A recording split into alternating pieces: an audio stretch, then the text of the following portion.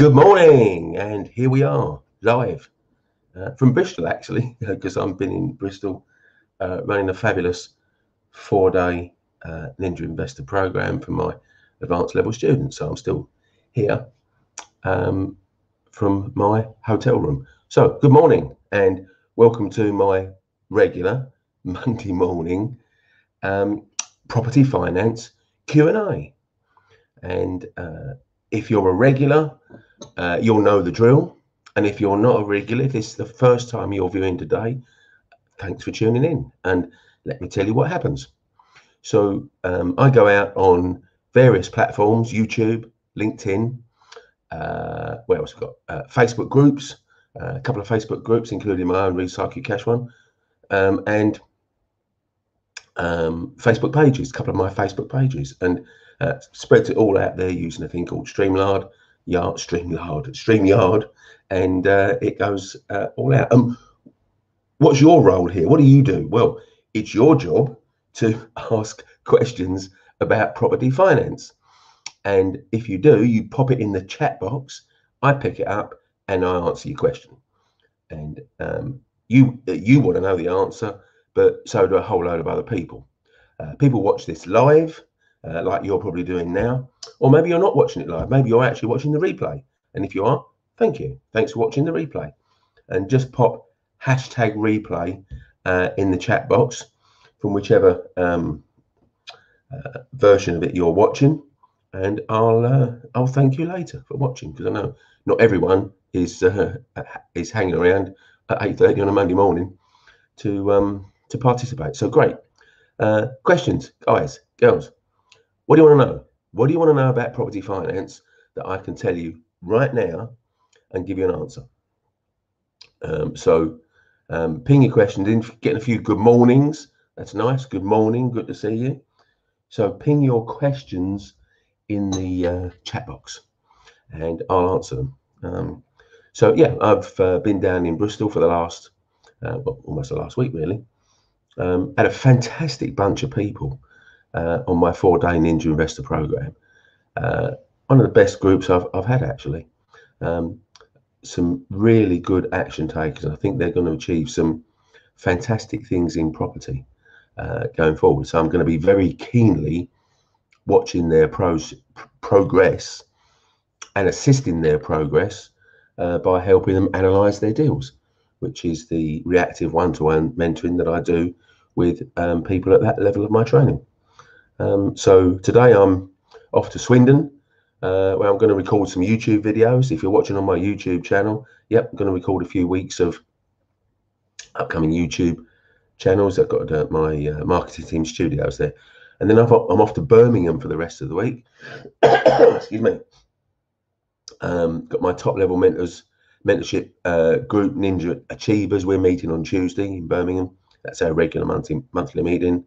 And then from Thursday to Sunday, still in Birmingham, it's the last 4-day Ninja Investor program of 2021. And I don't start them again until March 2022. So full on week. And then I'll be, and the weekend after that, which is the 27th of November, I'm going to be back down in Windsor to run my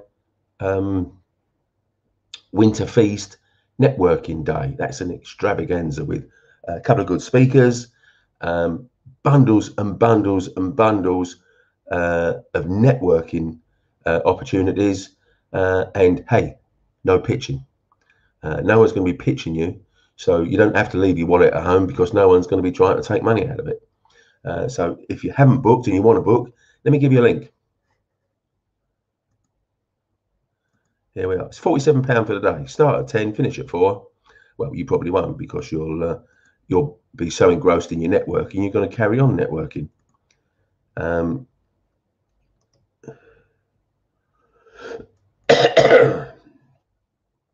we are.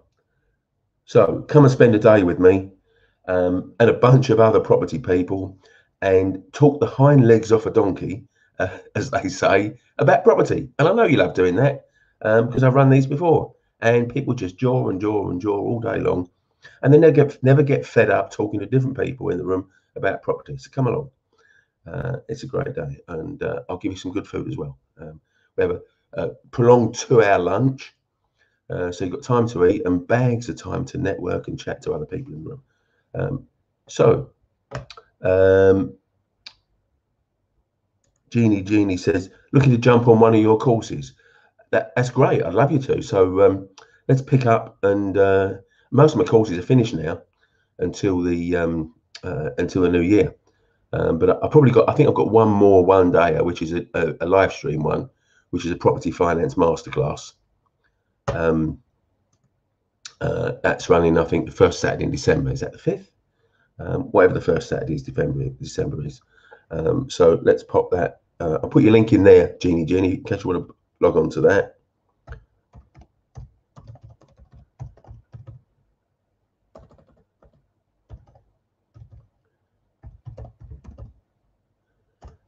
There you go. If you want to jump onto that, and that's just on a Saturday morning, 10 a.m. till 3 in the afternoon.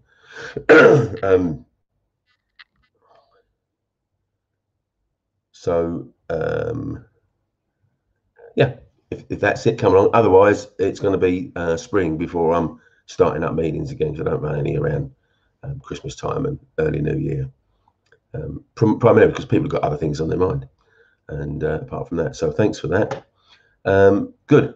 So a few more good mornings, and we've got a question. Sunil, how do you find an honest and reliable property sourcer? Got to be honest, it's really difficult. Because and why is that? Because the reason most sourcers are sourcers and not buyers is they've got no cash. Now, if they've got no cash, it probably means they're not very experienced. And there's some property training courses that particularly attract people with no money, no experience, and say, hey, earn thousands of pounds a month as a property sourcer. It's easy. Well, it isn't easy. So the problem, and maybe I'm guessing by your question, you've dealt with a number of property sourcers, and you haven't found them either honest or reliable. I've got to say, no real surprise. Now, I haven't got a big down on property sourcers, but if they know, they probably know less than you, Sunil. That's the problem, you see, because they're probably just starting out in property, and they've been told that's an easy way to jump into property if you haven't got enough cash to be actually buying property and becoming an investor. So I think you've got real problems trying to find one. Now, there's a woman called Tina Walsh. Tina, a good friend of mine, and she's written a book called Property Sourcing Compliance. Now, in that book, let me see if I can find a link for that on Amazon. I'll put this in the group. Bear with me while I do this. I think this might help you. So I'm just going to go into Amazon and bring up the book section. We want Tina Walsh. Tina Turner came up there. Don't want Tina Turner. Nice though she is. Not what we're looking for this morning. Great. Okay, so here we are. I'm going to give you a link to this book for Sunil and anyone else that's finding it difficult to find an honest and reliable sourcer. So, I mean, this book is written for sourcers predominantly to be credible, but it also has got 7 key things. That's 5, obviously. 7 key things that you need to ask a sourcer, and they need to answer credibly. And if they can't answer those credibly, Sunil, they're probably not reliable. I'm not going to question their honesty. I mean, they might actually be pretty honest. They're just not very knowledgeable, but they won't be reliable. So there's a whole host of things in there about their anti-money laundering, their which ombudsman they're with, have they got insurance, have they got terms of business, a whole load of stuff like that. it still means you're probably going to have to kiss a lot of frogs, as the saying goes, before you find a decent one. But why don't you try sourcing yourself, Sunil? Why don't you try finding your own deals? Because on my training programs, I teach people not to need sourcers for two reasons. One is you can find your own deals on Rightmove or Zoopla, and two, you can get agents acting as unpaid sourcers for you, because the agent will bring you property deals, and they get paid by the seller, not by you, the buyer. So those are the two ways that I teach people to become independent of sourcers, and I think that's far more productive in the long term. But thanks for your question. Great. So Brando says, can you please explain again how I can shrink the deposit using bridging? Yeah, use a market value bridge, Brando. It's simply that. A market value. I'm going to get a link because I've done a couple of videos on that. So I'm going to get a link to that, and you can watch that. But essentially, when you buy below the asking price, that's how you do it. So it's for use when you use the when you buy a property below the asking price. Now, if it's an ordinary property, you're going to struggle to do that. But if it's a property with a problem that makes it unmortgageable, and most people don't want to touch it, but you know how to fix it, then it becomes more viable. And that's, again, is what I teach my students to do. Look for unmortgageable properties with problems that other people don't want to buy, that you can buy more cheaply, solve the problem, add exponential value, and then sell it to bank the cash, or to refinance it and pull most, if not all, of your cash out. But let's find that video so you and anyone else that is interested can talk about that. Let's have a look. Right, here's one of those. Let's copy it. Way less than 25%. A bit of a controversial video. I'm going to look at some of the comments that I've received. Now, we're going to turn the video off, so we don't need the actual video. But here we are. So paste that in there. Go and watch that again yourself, Brando, or anyone else that's interested. So quite simply, you buy below the asking price, and if the property gets valued at the asking price or close to the asking price, the discount to the asking price forms part of your deposit, and you only have to make up the balance. Would it be acceptable to most lenders? What do you mean most lenders, Brando? Do you mean most mortgage lenders? Well, no, because it's bridging. Most bridging lenders, no. Most bridging lenders don't do that. There's only a handful of bridgers that do a market value bridge. And of course, being brokers that have brokered hundreds of bridging loans, we know which ones they are, and we'll find them for you. There we are. So thanks for your question. Now, there we go. So Alex, what are your thoughts on using crypto for building a property portfolio? Is it feasible? Well, hey, I profess to be an expert on property finance because I've spent 20 years brokering property finance, mortgages, bridging loans, development loans, that sort of thing. I make no claims to have any sort of expertise on cryptocurrencies. Now, what we do know is that pretty much all lenders won't accept a deposit if it's coming from crypto. So you would have to pull your money out of crypto at the very least for it to be acceptable for a deposit to put down on a mortgage. Now, some lenders would then drill down and say, where did you get this money from? And if you said, I got it from crypto, they may well say, no, don't like that. Now, could it be possible if you bought for cash using crypto? Well, possibly, but then your solicitor has got to tell you that they would accept that as a source of cash, and I'm not sure whether they would. So I can't really help you that much on that question. Thanks for asking it, but I can't really help you. There we are. I know crypto's a growing thing, of course it is, but lenders are a few years behind the track on that. So they mortgage lenders aren't avant-garde, if you like, in new things. they're several years behind the track before they catch up with whatever is a trend.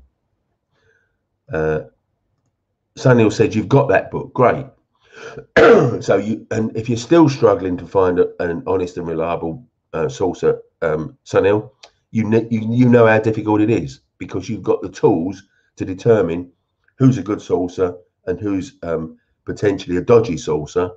And if you still can't find it, you're getting a measure of how difficult it is. And I think the solution is really to become adept at finding your own deals and reduce over time and eventually eliminate your reliance on soucers, because they're going to cause you more trouble than they're worth, to be honest.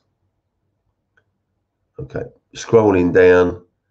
Thanks for your question. Glad you got that book. Now, just want to make sure I don't miss anyone's. There we are. So, Facebook user now. Actually, I'm in my hotel room, and it's got coffee here rather than, well, it's got tea, but it's got rather nice, not percolated coffee. What's the other thing? Cafetiere coffee. So I'm going to make myself a coffee.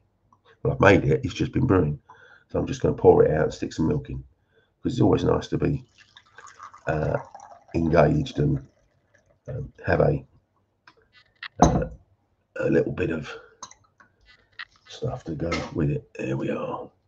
So pop some milk in. Had that already prepared, one I made earlier. There we go. So got a cup of coffee. Okay. So now, Facebook user, for people that don't know, you have to give your permission in Facebook for it to publish your name when you're doing this. And sometimes if you don't, it just comes up as a Facebook user. And I find out who it is when I drill down. But let's look at the question. Any rough figures on interest rates you may be looking for limited company buy-to-let or holiday let rather than personal? I know it's more just looking at roughly how much more for playing the numbers with a head and offer. Yeah.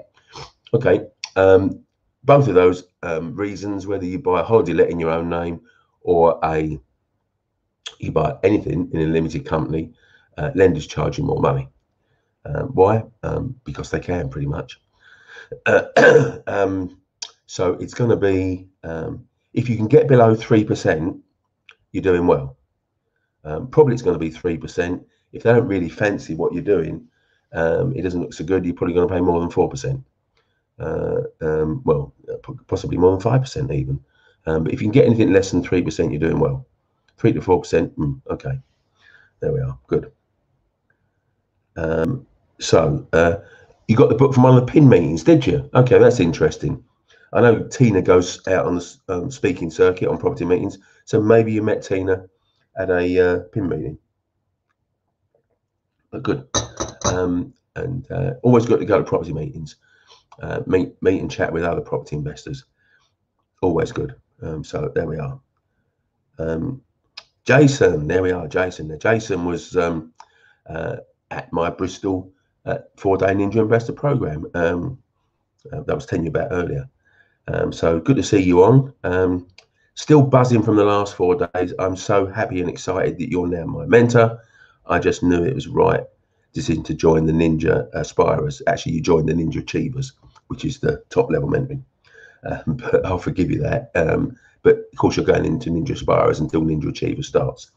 So those are the 2 levels of my mentorship program. You got the bottom level, which is sort of more light touch mentoring, which is Ninja Aspirers, and then the top level, where I just take 10 people for 12 months and work with them at a very close level. That's Ninja Achievers, and you start in next group, which you're part of now, starts in April 2022. And it was great to have you there, Jason. You were an active participant, never fall backward in sharing your point. But that's the point of the 4-day event. It's interactive for people to do that. So I'm glad you're about, and looking forward to working with you. And I think you're going to be extraordinarily successful. And I'm going to be happy to play a part in that. In fact, privileged to play a part in that.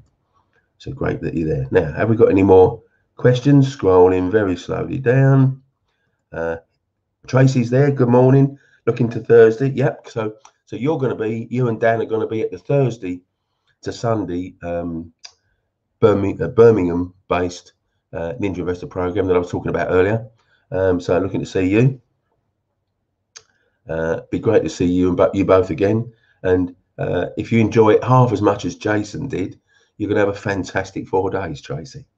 So there we are. Right, Brando's said, yeah, me bridging lenders. Yeah, okay. Is it acceptable to most bridging lenders? No, it's not. It's not acceptable to most bridging lenders. Most bridging lenders will not do a market value bridge. It's just a there we are.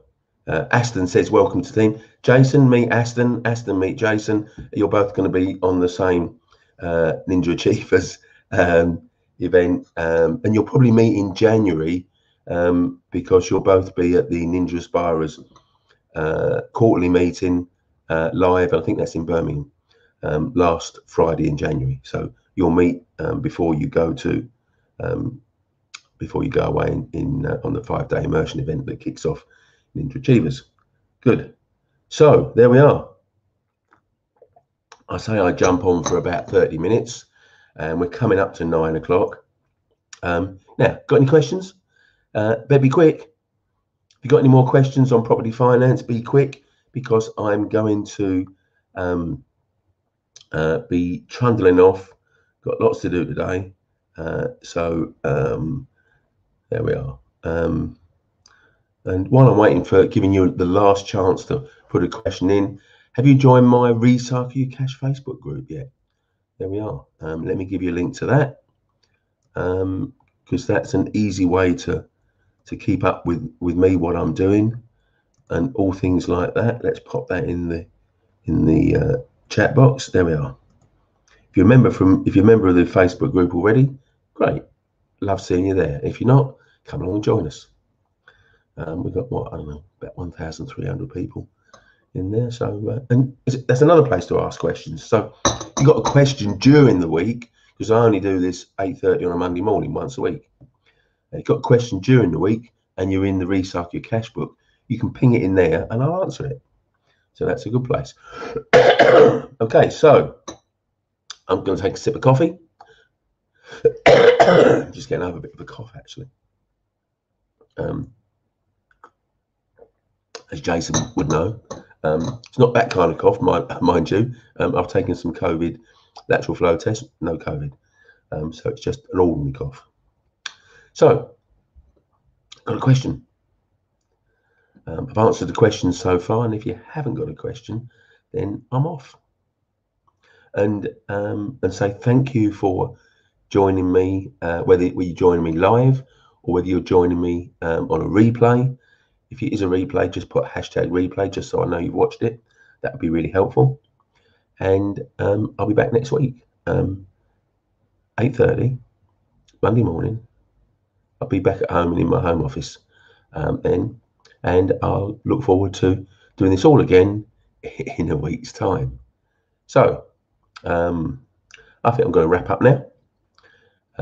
Thanks to all the people that have contributed this morning. Without you, I wouldn't have much of a Q&A, so I'm very grateful. And I'll see you next week. Have a good week.